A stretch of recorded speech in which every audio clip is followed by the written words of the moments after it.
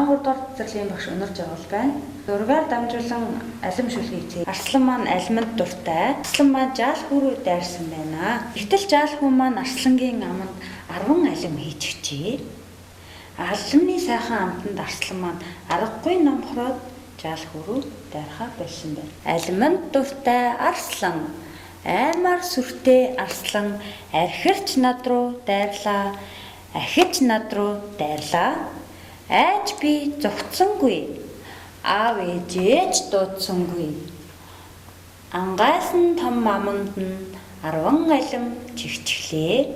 Алимны сайхан амтанд Арслан аргагүй номхорлоо. Хүүхдүүдээ бүгдээрээ алим шүлгээ дахиад уншицгаая. За, алимд дуртай Арслан, аймаар сүртэй Арслан архирч над руу дайрлаа. Ахиж над руу дайрлаа. Айж би зогцсонгүй. Аав ээжээж дуудсангүй. Ангайсан том аманд нь 10 алим чигчлээ. Алимны сайхан амтанд Арслан аргагүй номхорлоо. За, хүүхдүүдээ бүгдээрээ ааваа орсон үгийг хамтдаа хэлж сурцгаая. Алим, Арслан, аав, архирах. Алим, Арслан, аав, архирах. За, эдгээр үгсүүд маань ааваа орж байна. За, хүүхдүүдээ энэхүү шүлгэнд маань Арслан, Араатны хаан Арслангийн тухай гарч байна. Тэгвэл бүгдээрээ Арслан яаж дуурдгийг хамтдаа дуурцгаая.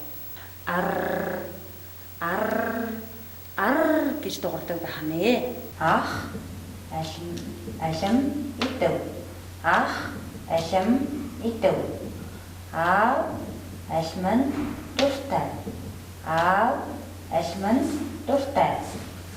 За, гуравдугаар өгүүлбэр маань ээж 2 алим 5 лав. Ээж 2 алим 5 лав. За, хүүхдүүдээ өнөөдрийн хичээлээр бүгдээрээ алим шүлгийг сурцгаалаа.